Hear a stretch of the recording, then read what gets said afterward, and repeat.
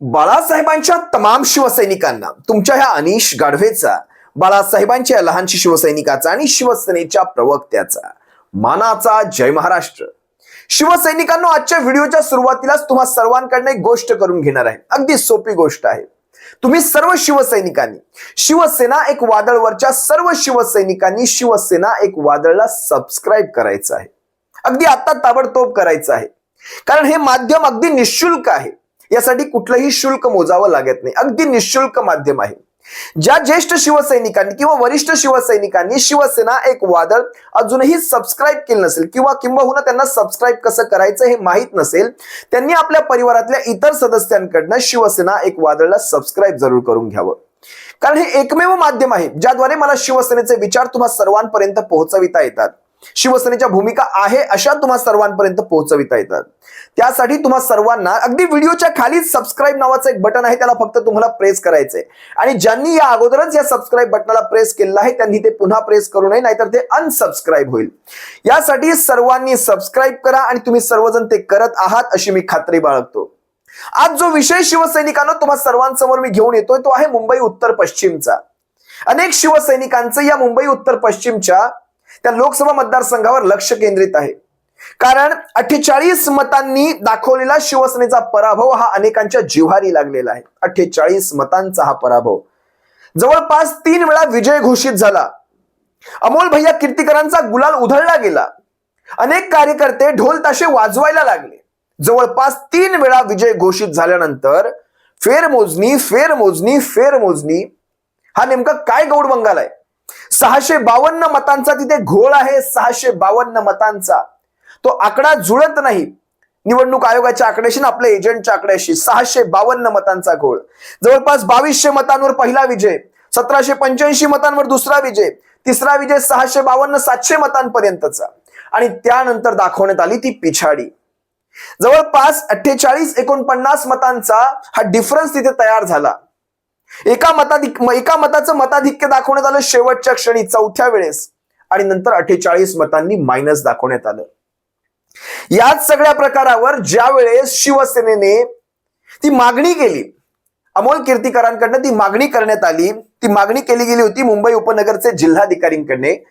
त्यांचं नाव आहे राजेंद्र क्षीरसागर. या राजेंद्र क्षीरसागरांचा काल उत्तर आलेलं आहे आणि अतिशय इंटरेस्टिंग उत्तर आहे. कायद्यामध्ये अशा प्रकारची सीसीटीव्ही फुटेज देणं बसत नाही, त्यामुळे आम्ही ते देत नाही आहोत. मग सीसीटीव्ही फुटेज जर द्यायचंच नसेल ते काढलंच कशाला जातं? म्हणजे एवढा मोठा तो खर्च सीसीटीव्ही फुटेजचा कशासाठी आपण करतो? जर त्या मतमोजणीवरच तुमचा आक्षेप असेल, त्याच्यावर क्वेश्चन मार्क असेल, प्रश्नचिन्ह असेल, मग ते सीसीटीव्ही फुटेज आपण कशासाठी काढतोय? उमेदवारांना सीसीटीव्ही फुटेज मागणं हा त्यांच्या हक्कामध्ये बसतं. आता लक्षात घ्या, याच्यामध्ये अनेक ट्विस्ट आलेले आहेत आणि जितकं जास्त हे लोक टाळाटाळ करतील, मला खरंच वाईट ह्या गोष्टीचं वाटतं. सुरुवातीलाच मी माझ्या काही गोष्टी क्लिअर करतो आणि पुढे माझं विश्लेषण करतो. वाईट या गोष्टीचं वाटतं, सरकार येतील, सरकार जातील, 5-5 वर्षांनी सरकार बदलतात, 5-5 वर्षांनी आमदार बदलतात, खासदार बदलतात किंवा तसेच राहतात, जे काही जनतेच्या मनात असेल ते. अधिकारी मात्र 5-5 वर्षाला बदलत नसतात. ते प्रशासकीय असतात, ते सरकारचे असतात. अधिकाऱ्यांसारखं राहावं, सरकाराप्रमाणे त्यांनी आपले रंगरूप बदलू नये. अधिकारी आहात तुम्ही या सगळ्यांमध्ये आपली भूमिका स्वच्छपणे निभावावी किंवा आपल्या त्या भूमिकेला न्याय द्यावा, आपल्या त्या पदाला न्याय द्यावा. एवढं साधं सोपं मागणं आहे आमचं. आता साधा विचार करा, जर विरुद्ध बाजू असती, वायकरांच्या जागी कीर्तीकर असते आणि कीर्तीकरांच्या जागी वायकर असते. समजा कीर्तीकर असे 48 मतांनी जिंकले असते आणि हाच फरक, म्हणजे हीच गोष्ट बघा, जर हेच सीसीटीव्ही फुटेज मग वायकरांनी मागितलं असतं, त्यांना असं उत्तर आलं असतं, आम्ही सीसीटीव्ही फुटेज देत नाही आहोत. जर तुम्हाला वाटत असेल त्यांना असं उत्तर आलं असेल, तर तुमच्यासारखे माझ्यासारखे भोळे आपणच. आपल्यासारखं भोळं कोणीच नाही. मग जर आपल्याला वाटत असेल वायकरांना देखील असंच उत्तर मिळालं असतं तर. इतकं सिंपल आहे. अनेक ट्विस्ट आहेत या गोष्टीमध्ये. आता हे राजेंद्र क्षीरसागर मुंबई उपनगरचे जिल्हाधिकारी यांनी सांगितलं हे सीसीटीव्ही फुटेज देणं काही कायद्यात बसत नाही, त्यामुळे आम्ही देत नाही.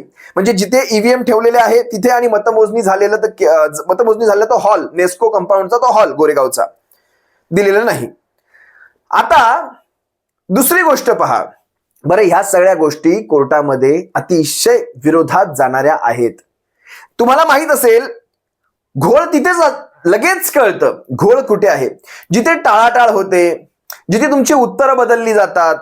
आता साधीशी गोष्ट, जर तुम्ही काहीच चुकीचं केलं नसेल तर सीसीटीव्ही फुटेज देण्यामध्ये हरकत काय होती? काहीतरी तर घडलंय तिथे, काहीतरी तर घडलं. एकतर तुमच्याकडे सीसीटीव्ही फुटेजच नाहीत, एकतर ते सीसीटीव्ही फुटेज नष्ट झालेले आहेत, काहीतरी तरी घडलेलं आहे तिथे. आणि तुम्हाला एक सांगतो, जर इथलं सीसीटीव्ही फुटेज जर नष्ट झालेलं असेल, जर ह्यांच्याकडे ते उपलब्धच नसेल, तर मात्र कोर्टामध्ये इथे फेर निवडणूक किंवा ते पुन्हा एकदा मोजणी या सगळ्या गोष्टी घडू शकतात, जर तुम्ही त्याच्यातली ट्रान्सपरन्सी दाखवली नाही तर. हे यांना माहित नसावं, एवढे मोठे अधिकारी यांना माहित नसावं.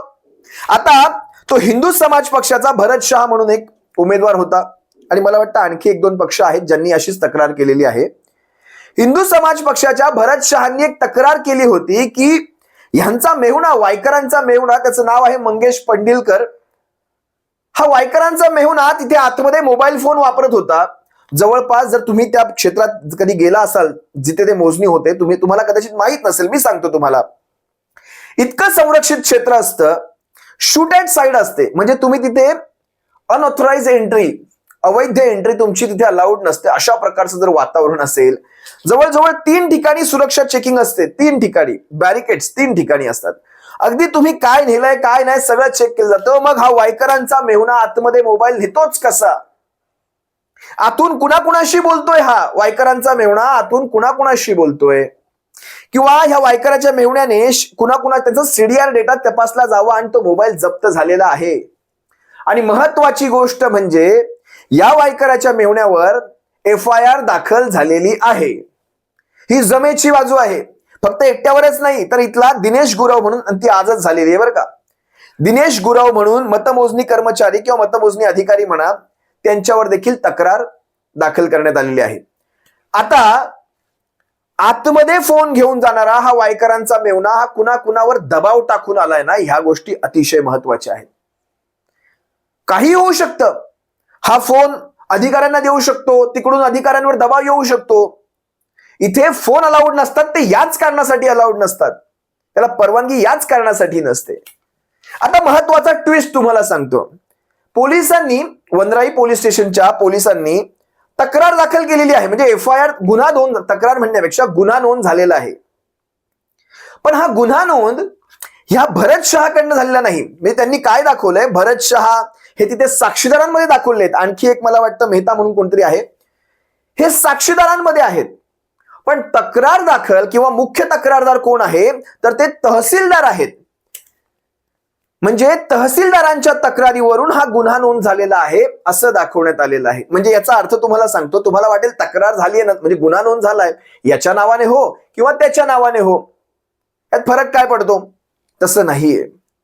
तुम्हाला साधी FIR ची कॉपी मागवायची असेल ना, तर तुम्ही त्याच्यामध्ये तक्रारदार असायला पाहिजेत किंवा तुमच्या नावाने तो गुन्हा नोंद झालेला पाहिजे की तुम्ही त्याची तक्रार करत आहात.